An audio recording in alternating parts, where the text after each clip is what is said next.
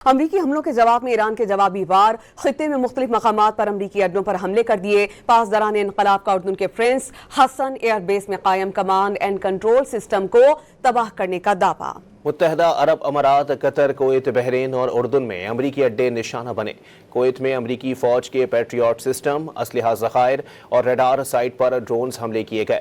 Oman کی بندرگاہ دکم میں امریکی بحریہ کے جہازوں کے لاجسٹک سپورٹ سینٹرز اور امریکی طیارہ بردار بحری جہازوں کے لیے ایندھن بھرنے والے پلیٹ فارمز پر بھی سرپرائز حملے کیے گئے۔ پاسداران انقلاب کی ایروسپیس فورس نے حملوں میں بیلسٹک میزائلز اور خودکش ڈرونز کا استعمال کیا۔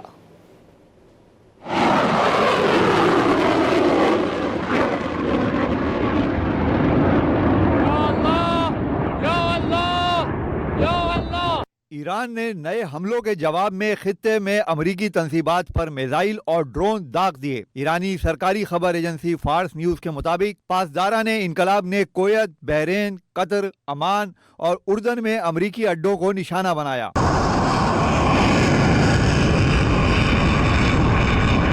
پاسداران انقلاب نے کہا ہے کہ اس نے کویت میں امریکی فوج کے پیٹریوٹ سسٹم، اسلحہ ذخائر اور ریڈار سائٹ پر ڈرون حملے کیے۔ عمان کی بندرگاہ دکم میں امریکی بحریہ کے جہازوں کے لاجسٹک سپورٹ سینٹر اور امریکی طیارہ بردار بحری جہازوں کے لیے ایندھن بھرنے والے پلیٹ فارم پر بھی سرپرائز حملے کیے گئے۔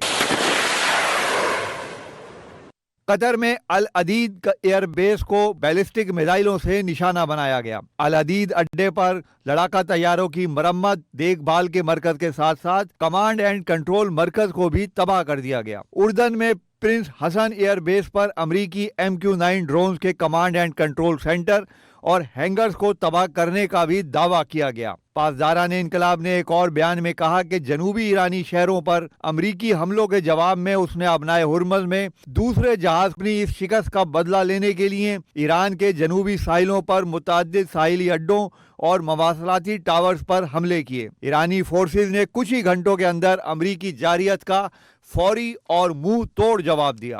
ایرانی فوج نے امریکہ سے مفاہمتی یادداشت کی پاسداری کا مطالبہ بھی کر دیا۔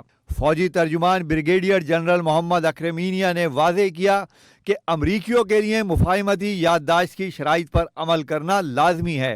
آبنائے ہرمز کے جنوب میں غیر قانونی راستہ بنانے کے لیے امریکی مداخلت خطے میں بدامنی کا باعث بنی ہے۔ انہوں نے باور کرایا کہ مسلح افواج آبنائے ہرمز میں ایرانی عوام کے حقوق کا مضبوطی سے دفاع کریں گی۔ انہوں نے خبردار کیا کہ ایرانی فوج مسلسل اپنے ٹارگٹس کی فہرست اپ ڈیٹ کر رہی ہے۔ قطری وزارت داخلہ نے کہا کہ حملے روکنے کے آپریشن کے دوران بچے سمیت 3 افراد زخمی ہوئے جنہیں ضروری طبی امداد فراہم کی گئی۔